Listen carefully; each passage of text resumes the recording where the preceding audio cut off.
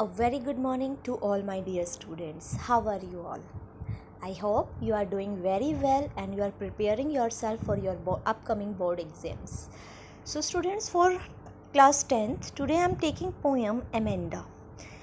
What this poem is about, Amanda, actually Amanda is a name of a girl.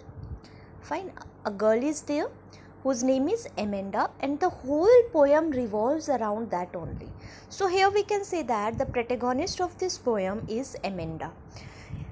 So this is a very simple poem, and this revolves around the fantasies of teenagers. So being a teenager, what you want, what kind of environment you want to live, what you doesn't like, so all these things, what you don't like, sorry, so all these things are described here, that what a teenager wants in his or her life and how he is not given privacy.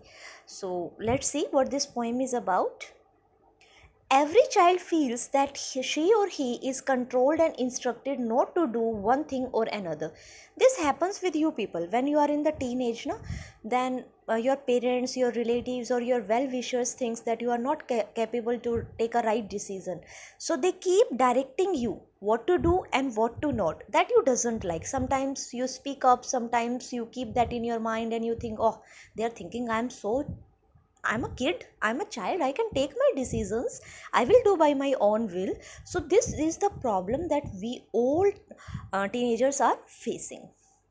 You too feel that your freedom is curtailed. Write down some of the things you want to do but your parents elders do not allow you to. I think this is the a long list is there that you want to do but your parents are not allowing you to do being a teenager. So this happens in this age. To read the poem aloud from pairs, each reading alternate stanzas, you are in for a surprise. So when you read this poem, you will feel how true this is.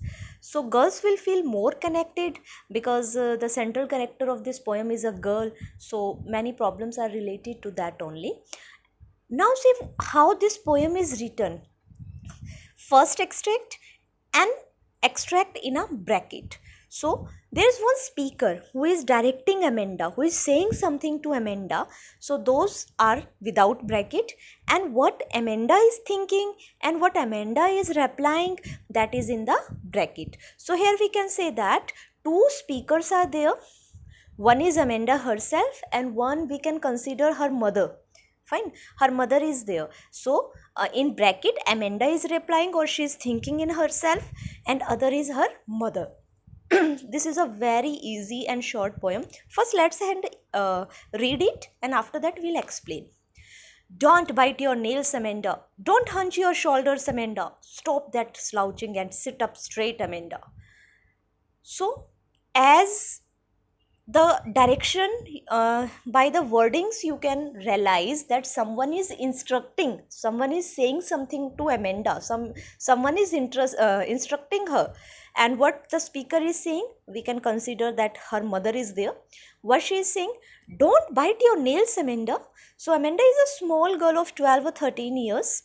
So teenager they are described, so 13 or 14 year you can consider. So she is in her own making world and she is lost somewhere, and her mother is saying, don't bite your nails, Amanda. Don't hunch your shoulders, Amanda. Stop that slouching laziness, and sit up straight, Amanda. So these are the general things that our parents are reminding us. So her mother told all these things. There is a languid emerald sea where the sole inhabitant is me, a mermaid drifting blissfully. As I told that the extracts in bracket are the thoughts of Amanda. Amanda is not at all paying attention towards the speaker because she is fed up all these things, because whole day long her mother is just instructing her what to do, what to not. Now she has started avoiding her. She even don't care. She even don't listen what her mother is saying. So now see, there is no connection of these lines. First her mother is saying don't bite your nails, don't hunch your shoulders, sit up straight. But what she is thinking? She is thinking there is a languid. Languid is relax. Languid emerald sea. So she is imagining there is relaxed, a deep sea, a wide sea, where the sole inhabitant is me. And in that sea there is no one, only I am there. This is the imagination of Amanda. Fine. A mermaid drifting blissfully. And what I am? I am a mermaid there. Mermaid, half woman, half fish. So, in common words, we call it jalpari. Fine. So, she is imagining drifting blissfully. Drifting blissfully means swimming very peacefully because nobody is there. So, from these words of Amanda, we get to know how much she wants to be alone. She's just fed up of taking instructions. She doesn't like anybody to interfere in his personal affair or to instruct all the time. So this is the problem in teenage. We are not ready to accept others verdict, others views. So I hope this is clear. So first is, she imagines that she is a mermaid in a languid emerald sea where she is the only habitant. No other fish, no other water animal or nothing is there. Only she is just drifting blissfully. Blissfully is happily. So she is swimming happily there. Now again the speaker is saying something. Did you finish your homework, Amanda? Did you tidy your room, Amanda?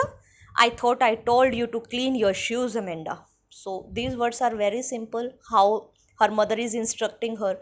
So again, she is thinking something else. I'm an orphan. She is imagining, daydreamer.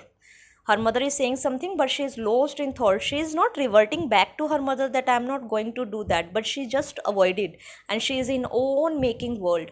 And what she said, I'm an orphan roaming the street. She's imagined that I'm an orphan. I'm not having mother, father, relative, nothing. I'm having because they always instruct. So she's imagining that I'm an orphan and I'm just roaming in the street freely. Nobody's there to ask me why I'm late. Nobody's there to scold me what I have done. So she's imagining I'm an orphan roaming the streets. I patter soft dust with my hushed bare feet. And what I am doing while walking, I am just kicking the dust by my bare feet. As she's an orphan, she doesn't have any shoes, nothing. So here we can say that Amanda doesn't want all these luxuries. What she want only and only freedom. She don't want to be instructed. She don't want to answer all the questions raised by others. So in the second extract, I would say she has imagined that I'm an orphan and I'm just kicking the dust while walking by my bare feet. The silence is golden, the freedom is sweet. What she is thinking? She is thinking that the silence means if she is an orphan, then why anybody will interfere? So that silence is golden, and that freedom, not having any house, not having any relative, that is very sweet.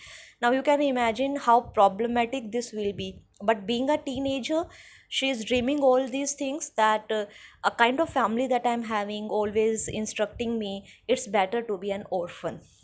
So in the first, she imagined to be a mermaid, which is the only sole habitant there, drifting blissfully. And second, she is imagining that she is an orphan. She is kicking the dust with his bare feet, and that silence is golden and the freedom is sweet. This question can be asked. This statement can be given, the silence is golden, the freedom is sweet, explain it. So you have to explain this extract, that how she is imagining that I wish I could be an orphan and I am just roaming in the streets and kicking the dust with my bare feet. So you have to explain that like. Let's go further. Don't eat the chocolate, Amanda. Remember your acne, Amanda. Acne is pimple on the face. Sometime in teenagers, na, this hormonal changes. This brings pimples on the face. For boys also, for girls also, you might have seen. So this is the problem. So her mother is concerned about her, but she is not speaking it softly. She is just instructing Amanda. And what she is saying, don't eat that chocolate, Amanda. Remember your acne, Amanda. Will you please look at me when I'm speaking to you, Amanda? So, children, you can imagine how much she is ignoring her mother, that at last she is saying, will you please look at me when I'm speaking to you, Amanda? It means she is not ready even to listen. She is that much fed up with the instructions. So, her mother is warning her, don't eat that chocolate. Fine. So, this is the problem with all of us. Some parents are very soft in speaking. Otherwise, generally parents, either mother or father, they are instructing us in a loud voice or in a harsh manner, and we start thinking ill about them. Can't they speak politely to us? Can't they speak it nicely? But this happens in our life also. Our parents are the our only well wisher in this world. So here, though the speaker is a well wisher of Amanda, but Amanda, being a teenager, taking everything revertly. So, and the third, she's speaker is telling Amanda not to eat chocolates because it will create acne on her face, and she's little frustrated. And why? Because Amanda was not even looking at her when she was speaking. So let's go further. Last one. I am Rapunzel. So now third imagination of third extract, third imagination of Amanda. First was of mermaid, second was of an orphan, and third she's I'm Rapunzel. Rapunzel, you all know.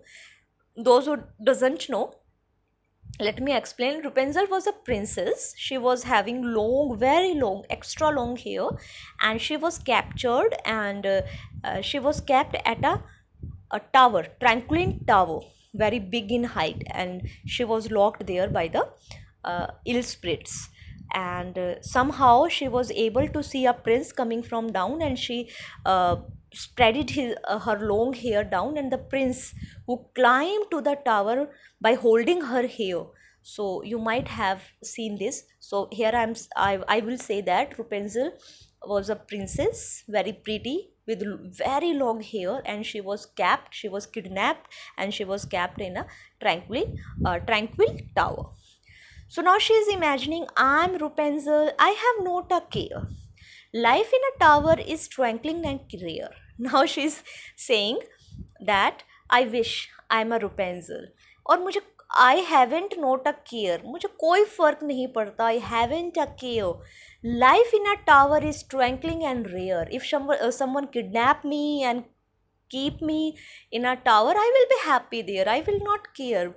Why? Because life in a tower is very peaceful. Why? Because if she is kidnapped and she is locked, then nobody is there to interfere in her personal life, whatever she is doing. So she is saying, I will be happy there. I'll certainly never let down my bright hair. And as the Rapunzel did, she let down her bright long hair so that the prince can come to the tower and save her. Now she is saying, I will never do that. I will never let down my bright hair so that anybody can come and spoil my privacy. So this is the third imagination. From all these things, one idea is very much clear, that what she want only loneliness, privacy, solitude. She don't want to talk to anyone. She just want that she must be allowed to do whatever she want to do. So this is the problem with Amanda. Now again the speaker, stop that sulking at once, Amanda. You are always so moody, Amanda. This happens with us, with your teachers also, with your parents also. If they are talking to you and you are making faces and you are not even giving this gesture that you are listening, or you are avoiding, so this will increase their anger, and how frustrated they will be. You can just have the imagine. This happens in your day-to-day life. So this happened with speaker also, as from last some time the speaker is again and again instructing Amanda, but Amanda is not paying any attention. So at last the speaker gets very much irritated, and what she is saying, stop that sulking at once, Amanda. You are always so moody, Amanda. Anyone would think that I nagged at you. Nagged at you means always irritating you, always shouting at you, always pointing you, Amanda. So at last the speaker is tired, and she is saying that, Amanda, you are so moody. Always I shout at you. When someone listen this, they will think that I always shout, always give instruct to you, but you never listen to me. This is the general dialogue of our parents also. They will say, what our neighbor will think, that I always shout at you, but you people never listen to me. So this kind of thing they made. So this is the very simple poem written by Robin Callan. Robin Callan, actually, she always used to write about child-centric. either that is poem, either that is short story, anything she has written dealing with the problems of children. Children are also having many problems, so you people can understand it very well, though adults don't understand that. But yes, this is the problem with every teenager, that they are having some desires, they are having some dreams that they don't want to be interfered. Sometimes it's positive, sometimes it's negative also, but parents are having this clue in their mind that being a teenager, you are not capable of taking your own decision appropriately. But at some point they are wrong. They should listen to their child, and child should have that much courage to handle their parents, to convince them by speaking softly, by giving examples what you want to do and why you want to do that particular thing. So this Amanda is like any teenager girl. I hope you understand this. So again, I am repeating, the extract that is in bracket is the imagination of Amanda, that she is imagining. Why she is imagining? Because she wants to avoid the speaker. She wants to neglect the speaker completely. Why? Because the speaker, in every extract you will find that her mother or the speaker is just instructing Amanda by saying one thing or another thing. So, like, don't bite your nails, did you finish your homework, don't eat the chocolate. But every time she is in her own making world, like being a mermaid, being an orphan, or being a Rapunzel princess. I hope this is clear to you. Rest details I have provided you in your study notes.